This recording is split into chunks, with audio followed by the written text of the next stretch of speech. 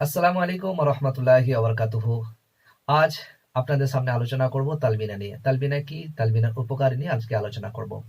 তো তালবিনা হচ্ছে একটি সুন্নতি খাবার, সুস্বাদু খাবার, পুষ্টিকর খাবার, যা আহ, আহ, শিশু, বয়স্ক, সুস্থ অসুস্থ সব ধরনের ব্যক্তিরাই খেতে পারবে।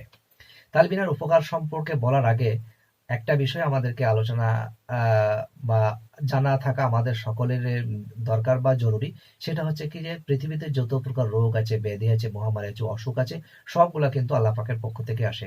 আর এখান থেকে বাইরের জন্য, অর্থাৎ মুক্তির জন্য, সে আরোগ্যের জন্য, সুস্থতার জন্য, শিফায়ের জন্য যে ঔষধ আমরা সেবন করে থাকি, মেডিসিন গ্রহণ করে থাকি, সেগুলো আল্লাহ পাকের পক্ষ থেকে আসে। আল্লাহ পাকের একটা দান এবং আল্লাহ পাকের বড় নিয়ামত। তা আচ্ছা, আজকে আলোচনা করবো যে এমনটা হলে কেমন হয় যে আমরা রোগে আক্রান্ত হয়েছি, আর সেখান থেকে বার হওয়ার জন্য আল্লাহ পাক যদি খোদ কোনো একটা খাবারের কথা বলে দেয়, আর সেই খাবারটা খেয়ে যদি আমরা রোগ থেকে আরোগ্য লাভ করতে পারি, তাহলে কতটা ভালো হয় বলুন তো, তাই না? তো চলুন আমরা আজকে হাদিস থেকে জেনে নেবো যে কোন কোন রোগের কারণে আমরা এই তালবিনা সেবন করব। তো সর্বপ্রথমে বুখারী শরীফের একটা হাদিস, হাদিস নাম্বার হচ্ছে 5689 নম্বর হাদিস। হাদিসটি আয়েশা থেকে বর্ণিত আছে। আয়েশা রাদিয়াল্লাহু তাআলা আনহা বলেছেন যে তালবিনা হচ্ছে মানুষের হৃদরোগ থেকে মুক্তি দেয়, অর্থাৎ কার্ডিওভাস্কুলার ডিজিজ এবং হৃদরোগ যেটা, সেখান থেকে মানুষকে মুক্তি দেয়। এবং অত্যাধব বিবাদুল হোসেন এবং ডিপ্রেশনকে দূর করে, দুশ্চিন্তাকে দূর করে। তো আজকে যারা আমরা হৃদরোগের মধ্যে ভুগছি এবং যারা আমরা ডিপ্রেশনের মধ্যে ভুগছি, আর এখান থেকে যদি আমরা মুক্তি পেতে চাই, তাহলে ইনশাআল্লাহ তাআলা অবশ্যই রাসূলুল্লাহ সাল্লাল্লাহু আলাইহি সাল্লামের এই সুন্নতি প্রোডাক্ট তালবিনা আপনারা অবশ্যই সেবন করুন। দ্বিতীয় নম্বর হাদিসে এসছে, নবী আলাইহিস সালাতু ওয়াস সালাম বলেছেন যে জিবরাইল আলাইহিস সালাম বলে, জিবরাইল আমি মানে খুব ক্লান্ত বোধ করছি, আমি ক্লান্ত হয়ে পড়েছি, আমি পরিশ্রান্ত হয়ে পড়ছি। তো জিবরাইল আলাইহিস সালাতু ওয়াস সালাম বলেন, ইয়া রাসূলুল্লাহ, ইয়া হাবিবাল্লাহ, আপনার এই ক্লান্তকে দূর করার জন্য, আপনার এই ক্লান্তি ভাবকে দূর করার জন্য আপনি তালবিনা সেবন করুন।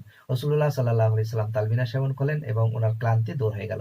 তো আজকে আমরা যারা ক্লান্ত হয়ে পড়ছি, অল্পতে আমরা হয়তো হাঁপিয়ে যাচ্ছি, ক্লান্ত হয়ে পড়ছি, পরিশ্রান্ত হয়ে পড়ছি, শরীরে আমাদের একদম কমজোরি, পুষ্টির অভাবে যারা আমরা ভুগছি, তারা আমরা যাতে তালবিনা সেবন করি, রাসূলুল্লাহ সাল্লাল্লাহু আলাইহি সাল্লামের এই সুন্নতি খাবারটা যদি আমরা গ্রহণ করে থাকি, তাহলে ইনশাআল্লাহ তাআলা আমাদের দুর্বলতা দূর হবে, ইনশাআল্লাহ আমাদের কমজোরি দূর হবে ইনশাআল্লাহ তাআলা। এরপরে আরেকটা হাদিস এসছে, যেটা আয়েশা রাদিয়াল্লাহু তাআলা আনহা থেকে বর্ণিত। উনি বলেছেন যে আমাদের বাড়ির মধ্যে যদি কারোর অসুখ হতো বা জ্বর হতো, তাহলে আমাদের চুলোতে তালবিনার হাঁড়ি চড়ে যেত, তালবিনা পাকাতাম, রান্না করতাম আর খাওয়াতাম, তালবিনা রান্না করতাম আর খাওয়াতাম, যতক্ষণ পর্যন্ত ভালো না হচ্ছে ততক্ষণ মতো তালবিনাই খাওয়াতে থাকতাম। তো এমন একটা সময় হতো যে তাদের রোগ থেকে তারা আরোগ্য লাভ করতো, অসুখ থেকে সুস্থতা লাভ করতো। তখন আমরা তালবিনার হাঁড়ি হয়তো নামিয়ে নিতাম, তার আগ পর্যন্ত তালবিনার হাঁড়ি চুলোতেই থাকতো।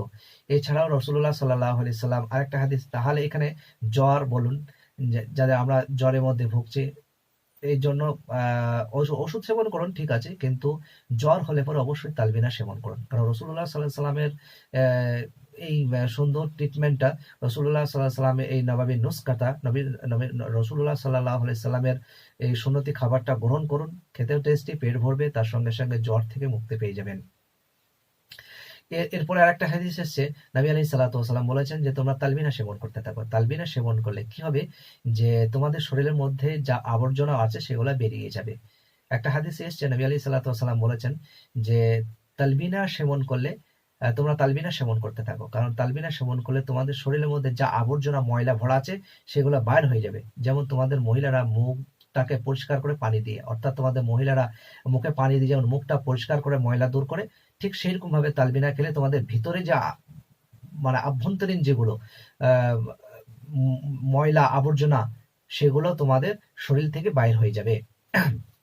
তো আমাদের শরীরের মধ্যে খাদ্যের মাধ্যম দিয়ে আমাদের টক্সিন শরীরের মধ্যে জমা হচ্ছে, ফ্রি র্যাডিক্যাল সেগুলো শরীরের মধ্যে জমা হচ্ছে, আর সেখান থেকে আমরা বড় বড় রোগের মধ্যে আক্রান্ত হচ্ছি। তো আমরা যদি এই তালবিনা নিয়মিত সেবন করতে থাকি, তাহলে আমাদের শরীরের মধ্যে যে টক্সিন, যে ফ্রি র্যাডিক্যাল, সেগুলো আমাদের শরীর থেকে বাইর হয়ে যাবে এবং আমরা বড় বড় রোগ থেকে ইনশাআল্লাহ আরোগ্য লাভ করতে পারবো এবং সুস্থ থাকতে পারবো।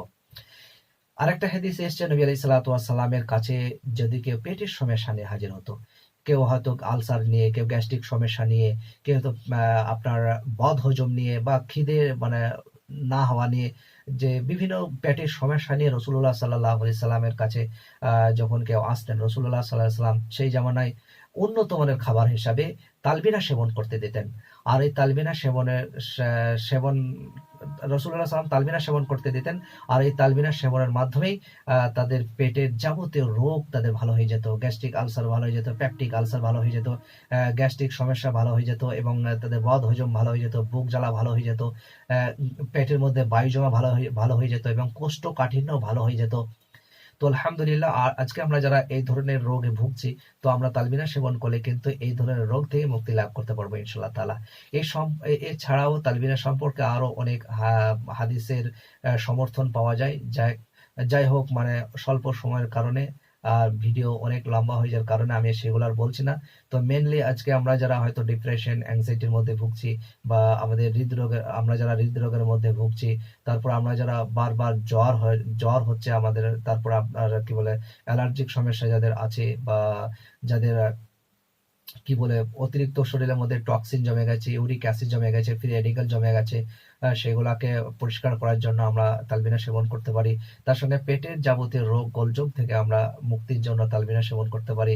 তালবিনার মধ্যে প্রচুর পরিমাণে ক্যালসিয়াম থাকার কারণে, যাদের ক্যালসিয়াম ঘাটতির কারণে যারা আমরা জয়েন্টে ব্যথায় ভুগছি, যন্ত্রণায় ভুগছি, তো তালবিনার মধ্যে পর্যাপ্ত পরিমাণে ক্যালসিয়াম থাকার কারণে আমরা তালবিনা সেবন করতে পারি, যাতে করে আমাদের ক্যালসিয়ামের ঘাটতিকে পূরণ করবে, এবং জয়েন্টে ব্যথা যন্ত্রণা থেকে আমরা মুক্তি পেয়ে যাবো ইনশাআল্লাহ তাআলা।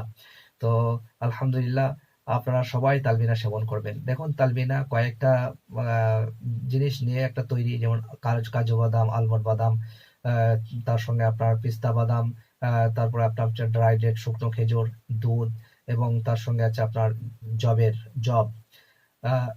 এতগুলো জিনিস নিয়ে তৈরি হয় তালবিনা। তো অল্প, মানে সবগুলো না দিতে পারেন আপনি, শুধু জব এবং কি বলে দুধও দিতে পারেন, কিন্তু এই তার সঙ্গে সঙ্গে ড্রাই ফ্রুটস গুলা মিশে করলে পারে এই খাবারটা আরো আপনার পুষ্টিকর হয়ে উঠবে, এবং কি বলবো, পুষ্টিকর বলতে বাকি যেগুলা ওর সঙ্গে মেশানো হচ্ছে, ওর বেনিফিটস গুলো পেয়ে যাবেন আলহামদুলিল্লাহ। তো আপনাদের সুবিধার জন্য গচ্ছিতভাবে এই সব ধরনের ড্রাই ফ্রুটস, এবং মানে কয়েক ধরনের ড্রাই ফ্রুটস এবং তার সঙ্গে জব নিয়ে একটা মিশ্রণ আমি বানিয়েছি, যেখানে শিফায়ে তালবিনা আপনাদের সুবিধার জন্য। তো আপনাদের কাছে গচ্ছিতভাবে সবগুলো একসঙ্গে পাউডার ফর্মে আপনাদের হাতে তুলে দেওয়ার জন্য আমি ম্যানুফ্যাকচার করছি শিফায়ে তালবিনা। তো আপনারা শিফায়ে তালবিনা সেবন করুন ইনশাআল্লাহ তাআলা। রাসূলুল্লাহ সাল্লাল্লাহু আলাইহি ওয়াসাল্লাম তালবিনা সম্পর্কে যে সমস্ত ফায়দার কথা বলেছেন, যে গুণাগুণের কথা বলেছেন, আপনারা সেগুলা পেয়ে যাবেন ইনশাআল্লাহ তাআলা। তো আপনারা তালবিনা কিনতে চাইলে, ক্রয় করতে চাইলে, আমাদের স্ক্রিনের মধ্যে যে নাম্বারটা দেখছেন, আমাদের সাথে যোগাযোগ করুন। আপনারা ঘরে বসে বসে এই তালবিনা অর্ডার করুন, আপনাদের বাড়িতে তালবিনা পৌঁছে যাবে ইনশাআল্লাহ তাআলা। আর তালবিনা আপনারা কিভাবে খাবেন, 200 ml দুধ, তার সঙ্গে 3 থেকে 4 চামচ তালবিনা নিয়ে দুধে ভালো করে মিশিয়ে ওটা ভালো করে ঘুলে নেবেন। তারপরে 5 থেকে 7 মিনিট হালকা আঁচে জাল দিবেন। তারপরে ওটা নামিয়ে নেবেন, ঠান্ডা হতে দেবেন। ঠান্ডা হয়ে যাওয়ার পরে যদি আপনারা ডায়াবেটিস না থাকে, সুগার না থাকে, তাহলে অল্প পরিমাণ মধু মিশিয়ে আপনারা খেয়ে নেবেন। আর যদি ডায়াবেটিস থাকে, সুগার থাকে, তাহলে আপনারা মধু মিশাবেন না, ন্যাচারাল যে মিষ্টি আছে এতেই আলহামদুলিল্লাহ খুবই ভালো লাগবে, আপনারা খেয়ে নেবেন। আর এটা হচ্ছে বড়দের পরিমাণ, আর বাচ্চারা যদি খায় তাহলে পরে বড়দের হাফ খাবে ইনশাআল্লাহ তাআলা। আপনারা ভালো থাকবেন, সুস্থ থাকবেন। আল্লাহ পাক আপনাদেরকে ভালো রাখুন, সুস্থ রাখুন। আসসালামু আলাইকুম ওয়া রাহমাতুল্লাহি ওয়া বারাকাতুহু।